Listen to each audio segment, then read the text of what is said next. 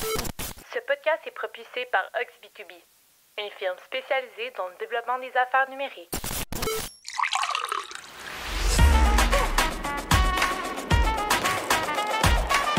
Bonjour et bienvenue au podcast B2B & Go, le podcast qui vous sert à chaque épisode une bonne dose des meilleurs outils et pratiques de vente et marketing B2B. C'est dans une formule pour emporter que Simon Deschênes et ses invités discutent des meilleures stratégies numériques et tendances de l'industrie, toujours sous le thème de la croissance des ventes. La table est mise pour vous présenter le B2B sous un nouvel angle. Bonne écoute!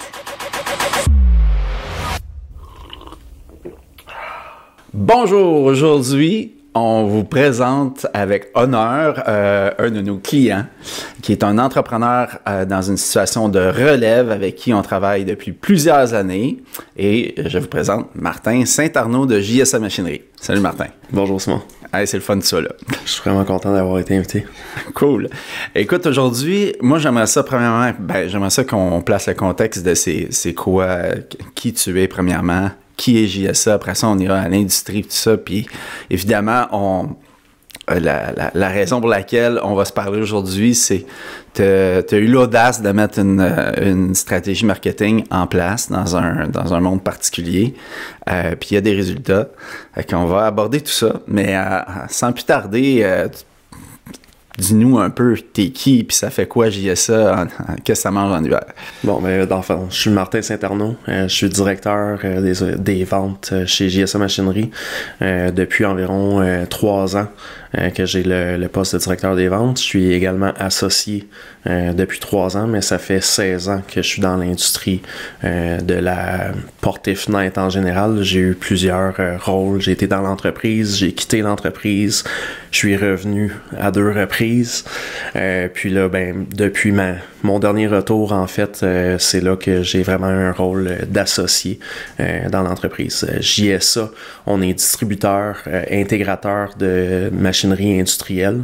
Je l'ai mentionné, on est dans le domaine de la porte et fenêtre. C'est un marché qui est très, très niche dans lequel qu'on œuvre. On touche un petit peu à d'autres domaines. On essaie de grandir au travers de notre marketing, justement.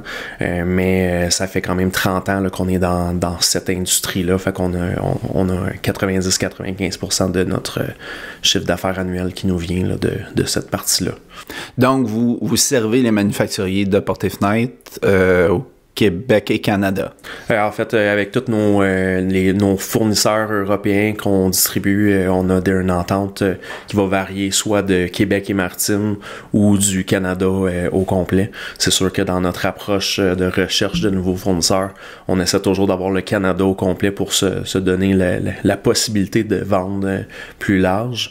Mais notre plus gros secteur d'activité, c'est vraiment le Québec et les Maritimes là, qu'on inclut dans notre partie de l'Est du Canada. Là. Puis c'est des gros projets.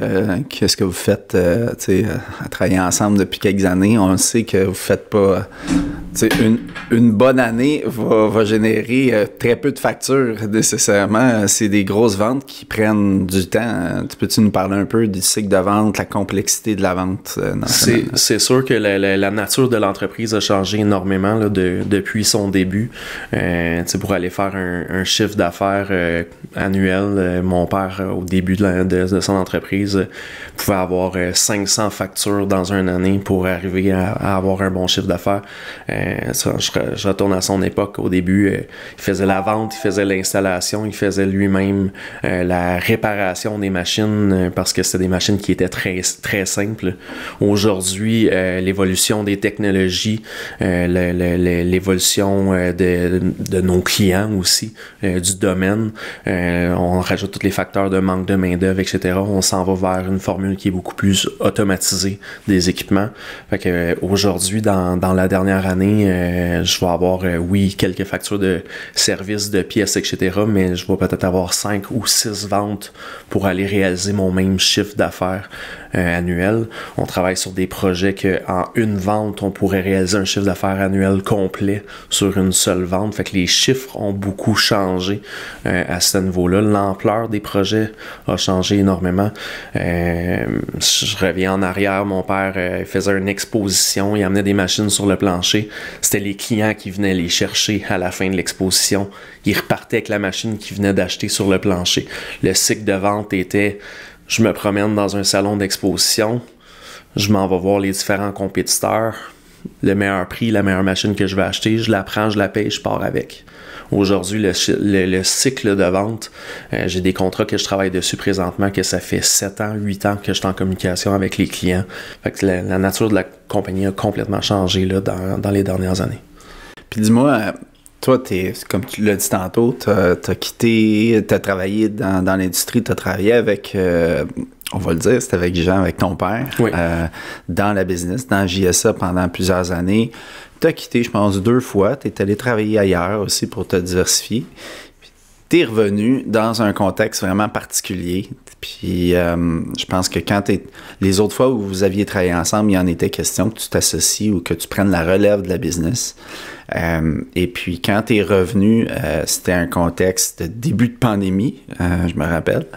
Et puis il y a eu quelque chose qui a changé à ce moment-là. T'as décidé que si ça allait fonctionner, tu avais une condition en quelque part pour dire oui, j'accepte, je prends le défi, puis je veux le faire. Oui. Ça serait le fun que tu nous en parles, parce que c'est quand même central, qu'est-ce qu'on va discuter par la suite. Ben, en fait, jour 1 que j'ai joint l'entreprise, quand j'avais 19-20 ans, ça a toujours été d'actualité qu'un jour je voulais reprendre l'entreprise. Comment ça allait se faire à l'époque, c'était pas discuté nécessairement. C'était un plan un peu aléatoire de 5 à 10 ans. Un 5 ans passe, on a encore un 5 à 10 ans. Un autre 5 ans passe, on parle encore de 5 à 10 ans. C'était environ à cette époque-là que j'ai quitté la première fois. Une année un petit peu plus difficile. Je savais pas trop ce que je voulais faire. Est-ce que je voulais vraiment continuer, rester dans l'entreprise ou non? J'ai décidé de quitter. J'ai quitté pendant 1 an. Je suis resté dans le domaine de la porte et fenêtre. J'ai été travailler pour un autre fournisseur de la même clientèle, un extrudeur de PVC.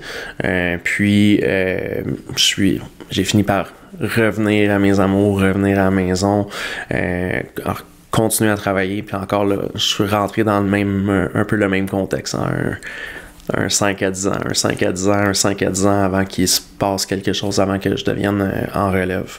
Je suis parti une 2e fois, une offre alléchante dans le domaine, un peu d'incertitude de ma part à savoir quand est-ce que la transition allait commencer, parce qu'on en parlait, mais il n'y avait jamais rien qui était écrit, il n'y avait jamais rien qui était officiel.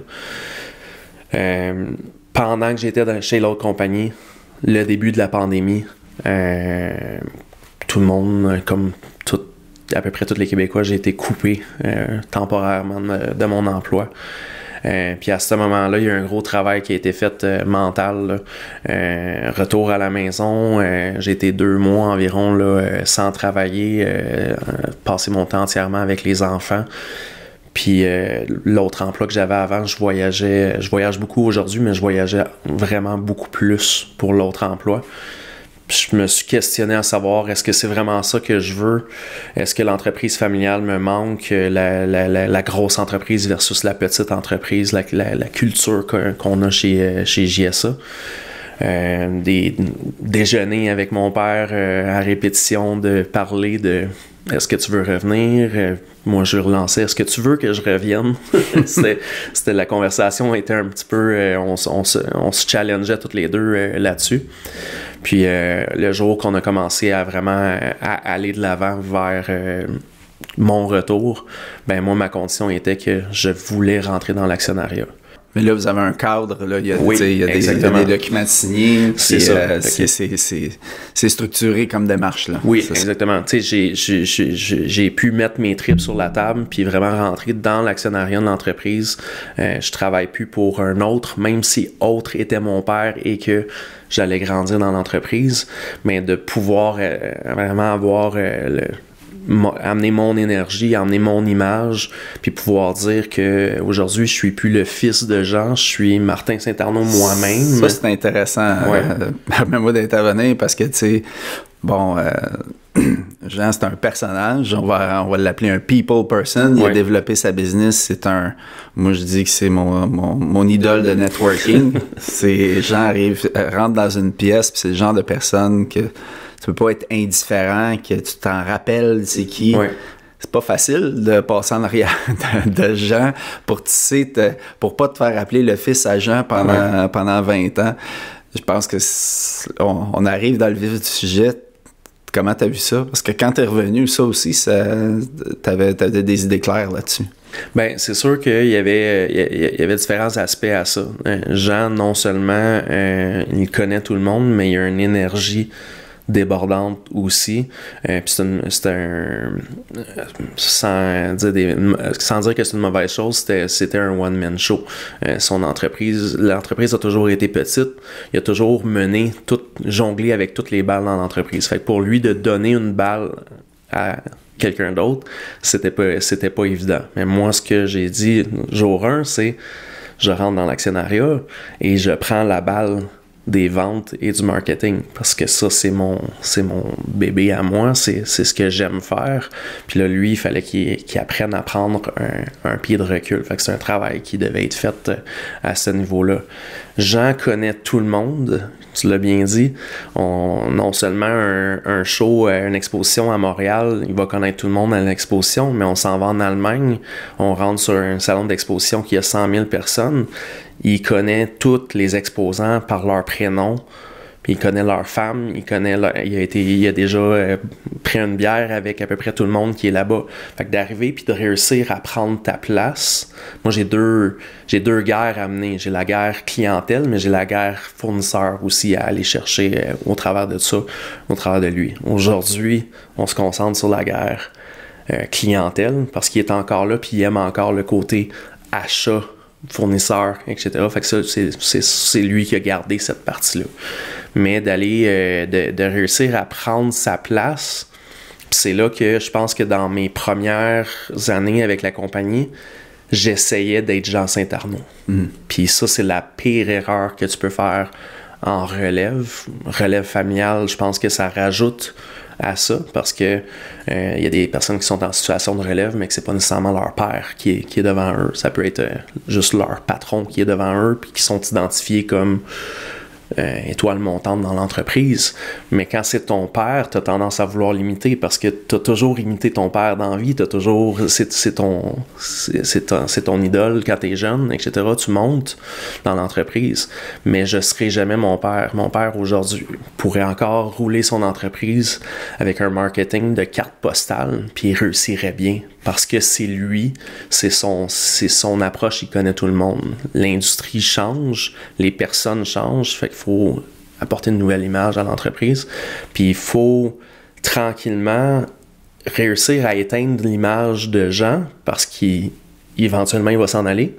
Fait qu'il faut que les personnes qui parlent encore avec lui, mais qui prennent l'habitude à s'en aller vers moi et vers notre autre associé Christopher aussi. Oui. Alors c'est ça, fait que c'est... Puis aussi, tu l'as dit, les gens changent. Il y a de la relève aussi. Oui. À un moment donné, le flambeau se passe pas juste chez vous, que ça se passe dans l'industrie, tu le vois aussi. Donc, ça suppose des nouveaux moyens de communiquer aussi. Les gens aujourd'hui investissent pas autant de temps en événements de networking, en 5 à 7 professionnels, puis c'est plus la même game. Tu l'as noté aussi, là. Les événements ont changé. Dans le temps, par exemple, un exemple commun, là, le salon de l'auto, ben, là, 15 ans, 20 ans, tu allais au salon de l'auto pour t'acheter un auto. Tu allais voir les différents modèles. C'était l'occasion de voir tous les différents modèles qui étaient là. Aujourd'hui, on va aller au salon de l'auto, on va faire un peu de lèche-vitrine, mais on va quand même aller essayer les voitures un peu partout. Fait que c'est pas sur le salon qu'on va arriver et qu'on va faire notre achat comme qu'on le faisait dans le temps. Fait que nous, nos événements se voient avoir changé complètement. On a un salon d'exposition, on a un kiosque, mais en réalité, c'est du networking seulement qu'on fait. Fait que c'est pas sûr. C'est un cycle de vente, je l'ai dit tantôt, qui peut durer 7 ans, 8 ans. C'est pas une poignée de main sur un salon d'exposition qui va faire en sorte que je vais aller chercher une vente. Le fait d'investir dans ces salons-là encore aujourd'hui, c'est l'occasion de voir tout le monde dans une seule journée, de voir tout le monde de l'industrie. Puis ça, c'est une bonne... On y arrive à la clientèle. Tu sais, je pense que la stratégie que tu as vue dès le départ, parce que c'est ça, c'est une niche où il y a... Je pense qu'il n'y a même pas 300 manufacturiers de portes et fenêtres au Canada, si je ne me trompe pas, là, ou à peu près. Là. Fait qu'à un moment donné, la stratégie marketing, c'est de rester top of mind. C'est-à-dire que votre stratégie, si je ne me trompe pas, c'est de tenter d'avoir une présence qui est pertinente, mais qui est régulière puis qui est constante pour qu'au moment de décider de commencer à penser à acheter de la machinerie qui vaut quelques millions, on pense à JSA. Dans ma nouvelle approche que quand je suis revenu dans l'entreprise, ben là, premièrement, il y avait « faut que je passe le message, je suis de retour ». Je reprends l'entreprise officiellement parce que c'est sûr que mes 2 départs avaient créé une incertitude de dire « bon, il revient dans l'entreprise, il va être là pour combien de temps jusqu'à temps qu'il stagne et qu'il parte à nouveau ». Non, je reviens dans l'entreprise, je suis copropriétaire de l'entreprise, je suis là pour rester. Puis après ça, on est dans un contexte de pandémie. Fait que comment qu'on fait pour atteindre le monde? Parce que je peux pas embarquer dans mon auto puis aller voir tout le monde un par un, aller me représenter à nouveau comme étant chez JSA Machinerie. Fait que là, après ça, des projets dans une année, il y en a pas 1000. Tu l'as dit, il y a environ 300 fabricants de portes et fenêtres résidentiels au Canada. Fait que j'ai un bassin de clients potentiels d'environ 300. Dans une année, je vais faire 5 ventes. Il va peut-être se donner 10-15 projets dans l'année au complet sur ces 300 compagnies-là. Fait que c'est comment de réussir à avoir le bon timing puis trouver c'est lesquels les 5 qui vont me faire vivre cette année. Ou l'an prochain, parce que ce qu'on vend cette année, on le livre l'an prochain, puis on a un cycle de vente qui est quand même assez long. Donc, ce qu'on a apporté, le premier outil qu'on a décidé d'apporter, c'était la création des webinaires. On a dit, on va changer notre approche, on va s'enlever l'étiquette de vendeur, puis on va se dire, on va éduquer le domaine. Je vais t'expliquer pourquoi que ma soudeuse ou ma scie est plus performante que la compétition. Mais je vais l'approcher d'un point de vue que je vais t'expliquer la machine de mon compétiteur, je vais t'expliquer la mienne, puis tu vas bien comprendre toute l'information. Puis si tu n'es pas prêt à acheter une soudeuse aujourd'hui, il n'y a pas de problème. La vidéo, on va le prendre, il va être sur notre site internet, il va être sur notre chaîne YouTube. Puis le jour que tu seras prêt que tu vas m'appeler, tu vas me dire « Martin, je suis sur le marché, je suis en train de regarder pour m'acheter une soudeuse. » Parfait, on se donne un rendez-vous mercredi prochain. En attendant, voici une vidéo qui va te donner des explications un petit peu pour alimenter, pour casser la glace de notre rencontre qu'on va avoir. C'est vraiment un positionnement d'expertise qu'on est allé, d'expert conseil qu'on est allé créer au travers de ça. Puis, je sais pas si tu te rappelles, tu sais, je pense qu'il y avait quand on a commencé ça, puis c'était une super bonne idée, mais je pense que l'inquiétude à la base, c'était de se dire on va-tu avoir assez de sujets à un moment donné pour suivre une certaine cadence? Explique-moi comment ça a changé dans ta tête, ça, parce que je me rappelle, on s'en parlait, puis on se disait, c'est cool, on a des idées pour 3-4 de début, mais à un moment donné, il me semble qu'on a fait le tour. Mais non, au fur et à mesure, parle-nous de comment ça a évolué jusqu'à aujourd'hui, parce qu'il n'y a pas eu juste la formule webinaire, mais en plus les sujets, puis tout ça, je pense que c'est intéressant. Ce qui est drôle, c'est que, tu sais, c'est comme tu dis, là, je pense que la première rencontre qu'on a eue, on a dit, hey, on en fait un à tous les mois. Mois numéro 2, on s'est mis une date, puis on a frappé le mur, puis on a fait, hey, c'est quoi notre sujet? Là, on n'en a pas 1000 sujets. Là. On vend de l'automatisation pour la porte et fenêtre. Là. Fait que ça reste que c'est un marché niche, puis l'étendue des différentes opérations qu'on est capable de faire reste restreinte. Fait que comment qu'on est capable d'apporter l'information. Fait que là, on a fait, la première année, on en a fait, je pense, 3 ou 4 en tout. On a décidé de faire une formule. Au début, on en faisait un en anglais, un en français, un en anglais. On les alternait. Le côté anglophone avait un peu moins embarqué dans le live. Puis c'est là que qu'on a décidé de dire, OK, comment que je peux apporter mon information au client qui ne l'écoute pas live? C'est facile quand tu l'écoutes live de dire je vais m'allouer 1 heure, mais quand tu vas regarder une vidéo YouTube d'1 heure, c'est un petit peu plus lourd. Donc, on avait décidé de faire des capsules à un certain moment donné là, de présentation de fournisseurs qu'on a utilisé par après. On avait fait des capsules de 5 minutes que je présentais certaines gammes de produits, encore avec l'approche éducation et non l'approche vente.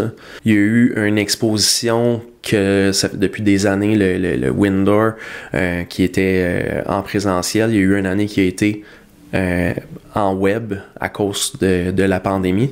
Fait qu'on a réutilisé ces vidéos-là. Puis ça a été un des premiers indicateurs qu'on avait eu à ce niveau-là. On avait gagné le Best Boot, la meilleure information, parce que le monde le monde avait créé leur boot virtuel avec des photos, avec des vidéos qui étaient très très pitch de vente. Puis nous, on avait vraiment apporté une image complètement différente, qu'on était dans l'éducation. Ça avait été très apprécié du domaine. Les webinaires ont continué un petit peu au travers de ça, mais l'approche du webinaire a changé un petit peu avec le temps parce qu'on manquait de sujets pour faire 1 heure de capsule. Donc, on a continué avec les capsules. Aujourd'hui, dans la dernière année, là, on parle de 3 ans environ là, d'évolution de ça. Là, on est rendu avec un Tech Talk, qui est une capsule d'environ 1 à 2 minutes, avec mon autre associé Christopher, qui lui est directeur opération. On aborde des sujets qui sont plus techniques, puis on envoie ça sur notre LinkedIn, on envoie ça en newsletter, on le met sur notre YouTube, puis automatiquement, je me rends chez des clients, puis les clients m'en parlent. « Ah, j'ai écouté votre Tech Talk, c'était bon. » Puis il y en a qui me donnent « Vous devriez répondre à cette question-là. » Fait que là, c'est rendu les clients qui nous apportent nos prochaines capsules en réalité, parce que c'est eux qui répondent aux questions, c'est eux qui nous posent les questions. Un autre capsule vidéo qu'on a commencé à faire, c'est mon carnet de voyage, parce que je voyage énormément pour le travail. Je vends au Canada, puis j'achète en Europe. Donc, l'Allemagne, l'Italie, ça fait partie des destinations normales pour moi maintenant. Fait que quand que je vais chez un fournisseur, ben, j'ai commencé, j'amène un petit micro. Delphine m'a fait un beau collant pour mettre dessus. Puis, j'ai une capsule de voyage. Fait que je m'en vais chez mon fournisseur.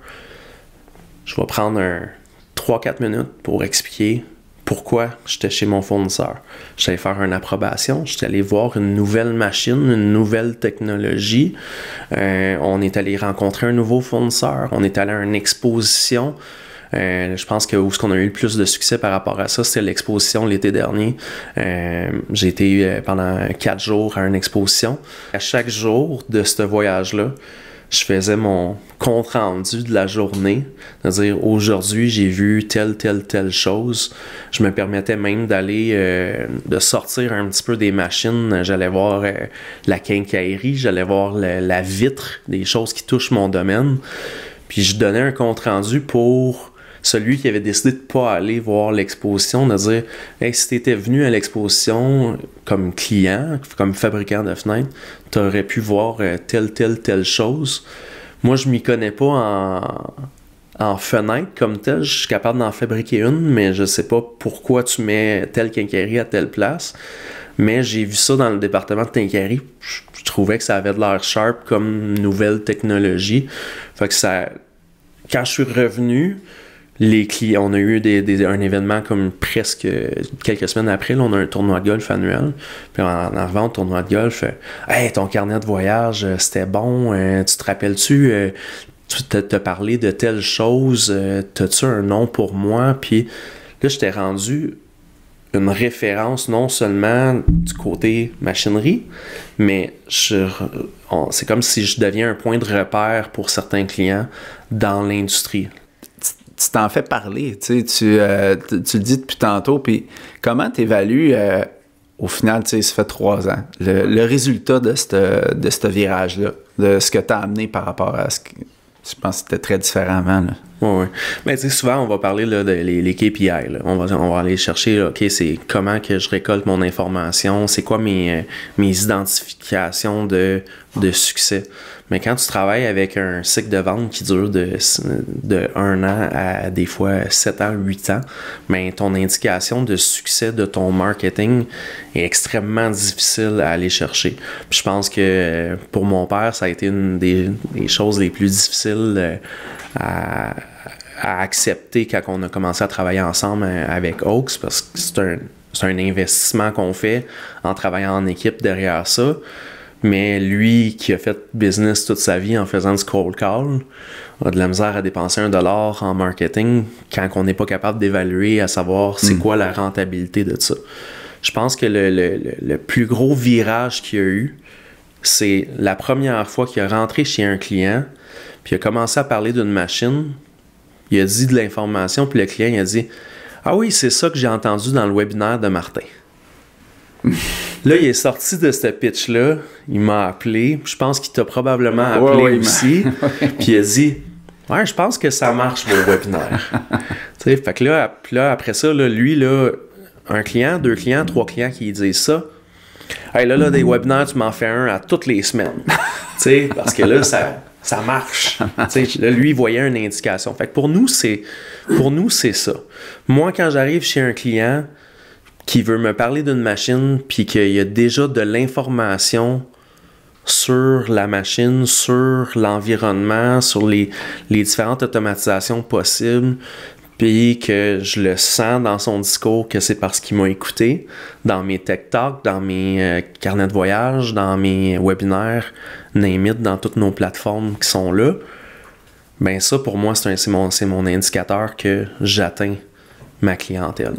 La semaine dernière, j'étais dans un événement de fenestration Québec. J'arrive là-bas, j'ai du monde qui me parle. Hey, j'ai vu ton Tech Talk, j'ai vu ton dernier carnet de voyage, j'ai vu telle chose dans ton webinaire. Je suis allé écouter ton webinaire sur la peinture, ça fait 3 ans qu'on l'a fait. C'est vrai, il date. Mais là, je suis rendu là dans mes projets, puis je me rappelais que tu avais fait ça. Fait que ça, c'est de la bonne indication. Ça veut dire que le monde, ils nous perçoivent comme des experts dans ce qu'on fait. Fait qu'ils vont chercher leur information derrière. C'est vrai que, parce que nous, c'est sûr qu'on va mesurer les KPI. Il y en a des KPI. L'ouverture des courriels, par exemple. Juste, vous avez un excellent taux d'ouverture là-dessus.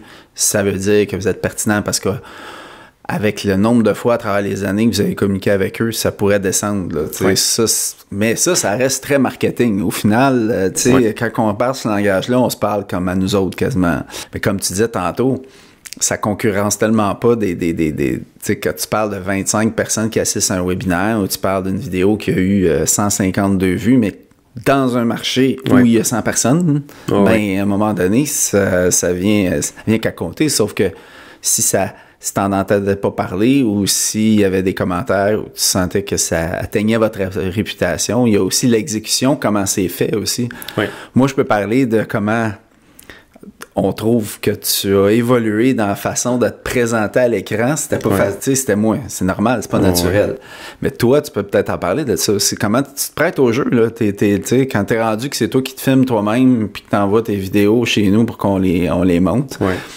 On n'est pas au même niveau que toute l'équipe pour monter un webinaire, puis tu te présentes, puis t'es main mouillée, là. Oui, ben c'est sûr.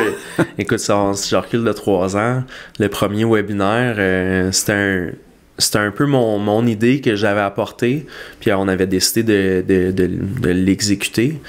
Mais la semaine avant qu'on tourne, j'étais moins content d'avoir apporté cette idée-là sur la table, là, parce que j'étais nerveux. De se ramasser dans un webinaire que tu parles avec une caméra qui est plantée devant toi.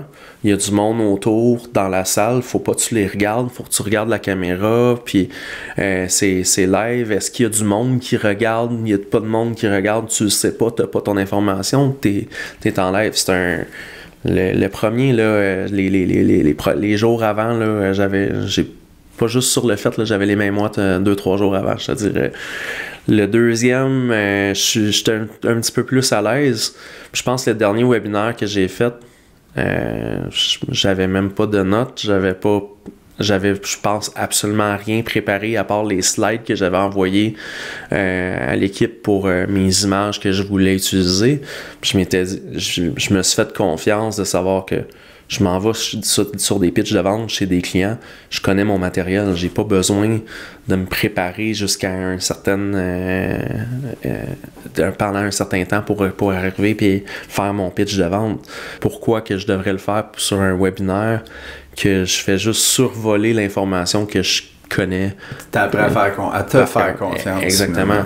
Puis là, après ça, ben le premier carnet de voyage que j'ai fait, ben probablement que la journée 1 du show puis la journée 4 du show, on devait sentir que j'étais de plus en plus à l'aise parce que j'étais avec un selfie stick installé avec du monde qui passe autour. Puis les premiers coups, j'étais gêné que le monde passe à côté de moi, puis j'avais mon petit micro avec ma petite face dessus parce qu'on a fait un petit logo il y a un avion avec ma face qui sort de l'avion, tu sais.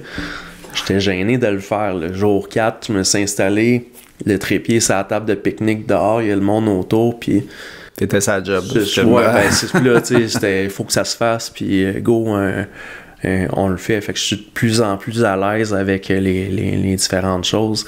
On en parlait plus tard, là, mais notre nouvelle plateforme, première vidéo. On peut en parler là. Le premier TikTok que j'ai fait, je pense qu'on peut le regarder puis on peut en rire. Là, bienvenue chez JSA Machinerie TikTok, puis tu me vois chercher la poignée en arrière de manière pas trop à l'aise devant la caméra. Ben, c'est une nouvelle plateforme, c'est un nouvel apprentissage à aller faire. Je suis plus à l'aise dans le live que dans le scripté. Ouais, puis des fois, on peut penser que parce que c'est court, ça va être plus facile, puis c'est pas vrai. Non. Pour moi, le scripté, c'est le pire parce que t'essaies de donner une information.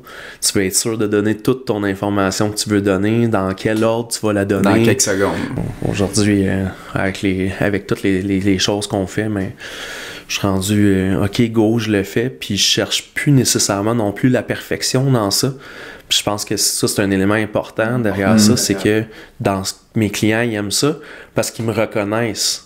L'authenticité. Dis-moi, en terminant, peut-être quand tu regardes en avant, tu vois ça comment? Comment ça va évoluer? Tu veux dire tout le côté... le côté communication avec tes clients, tu sais, le rester top of mind. Ben, c'est sûr qu'on essaie toujours d'être... de marquer. De faire de quoi que les autres vont pas faire. T'sais, on prend un exemple sur le golf qu'on a fait l'an dernier. On a fait un jeu, on n'a pas peur de mettre nos faces de l'avant. On a donné des balles de golf avec nos faces des 3 associés, avec un collant sur la boîte qui disait « Frappez-nous dessus ». On était la semaine dernière, on était à le gala AVFQ. On avait les portes d'ascenseur, on s'était imprimé, il y a 3 portes d'ascenseur, il y avait Christopher, Jean puis moi imprimé taille réelle sur les ascenseurs. Tout le monde qui arrivait face aux ascenseurs dans la journée tombait face à face avec nous. Fait que moi, l'avenir de ça, c'est de regarder les prochains événements, les prochaines occasions marketing qu'on a, puis de faire les choses différemment, puis de continuer d'apporter une image jeune, une image qu'on a du plaisir, parce que c'est important. Les gens qui vont faire affaire avec nous, ils achètent une machine. Je l'ai dit, le cycle de vente dure 8 ans. Là. Fait qu'il va en avoir des dîners, il va en avoir des soupers, puis des longs meetings. Puis si les meetings ils viennent plates, ça devient dull, puis qu'on n'a pas de fun ensemble, au bout de la ligne, c'est peut-être pour ça que je vais perdre la vente. Notre marketing va, avec le TikTok, on va vers l'embauche aussi, parce qu'il y a une nouvelle approche au marketing qui est vers l'embauche. C'est dur d'avoir des employés. On a des projets de croissance. Chez JSA, on va avoir besoin d'employés. Moi, je veux qu'un futur employé, la première chose qu'il va faire quand il voit ton annonce, que tu cherches un employé, il va aller sur Facebook, il va aller sur Instagram, il va aller sur TikTok, il va chercher l'entreprise. Là, il va tomber là-dessus, puis il va voir mon père qui se prend pour Darth Vader, qui dit « Je suis ton père » parce qu'on est le 4 mai. C'est là qu'on approche de quoi? Cette vidéo-là va pas me faire vendre de machine. C'est sûr et certain. Mais il dit à nos clients puis aux futurs employés, eux, ils ont du fun dans ce qu'ils font. Ils aiment ce qu'ils font. Ils ont du fun là-dedans, puis c'est ça qu'ils vont aller chercher. Ouais, c'est le but. Je pense que ça marche. Écoute, Martin, je te remercie beaucoup vraiment d'avoir pris le temps d'être venu pour ça. C'est vraiment le fun de faire on en parle souvent, mais des morceaux, tout ça. Mais de faire un wrap-up, là, un gros merci d'être prêt aujourd'hui. Merci à toi de l'invitation. Merci.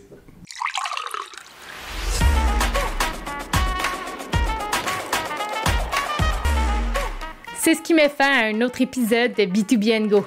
N'oubliez pas de vous abonner à notre infolette en vous rendant au oxb2b.com/podcast pour être notifié dès la sortie de notre prochain épisode, en plus de recevoir l'aide-mémoire préparée par notre équipe. Vous trouverez dans celle-ci un résumé des sujets abordés aujourd'hui, en plus de stratégies pour donner un boost de caféine à votre développement d'affaires B2B. Rendez-vous le mois prochain pour un tout nouvel épisode. À bientôt!